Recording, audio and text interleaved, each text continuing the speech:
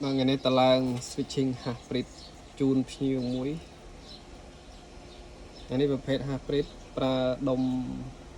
55ចឹងគាត់ចង់បានភ្លើងចន្លោះពី75ទៅ80បុកដកហើយនឹងបុកដក15វ៉ុលនិងភ្លើង12វ៉ុល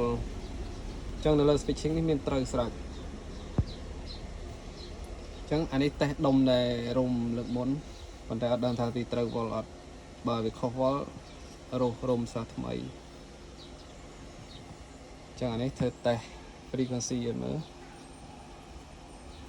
នេះបើកកុងតាក់1 2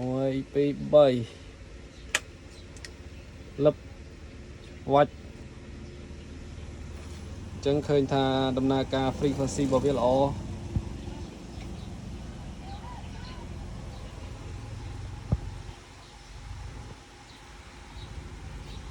ខេ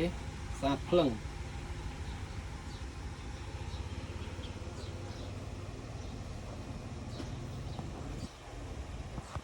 ចឹងខ្ញុំតពីសរសៃចូលសិនវាវល់វា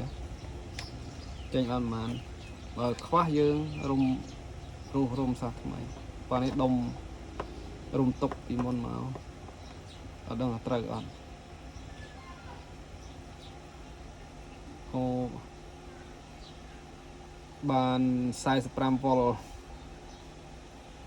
អញ្ចឹងនៅខ្វះ30វ៉ុលទៀត45 46វ៉ុលនៅខ្វះ30វ៉ុលទៀតអញ្ចឹងយើងរុំសាថ្មីទៅត្រូវហើយអញ្ចឹងបន្ទាប់មកពេលដែលហើយខ្ញុំនឹងធ្វើតេស្តវ៉ាត់និងធ្វើតេស្ត OCP វានៅពេលដែលវាគប់ភ្លើងឬក៏នៅពេលដែលខ្លះឌីឆេះតើប្រព័ន្ធការពារវាមានសុវត្ថិភាពអត់អញ្ចឹង switching នេះដំណើរការល្អអូខេលឹបអេមអរគុណ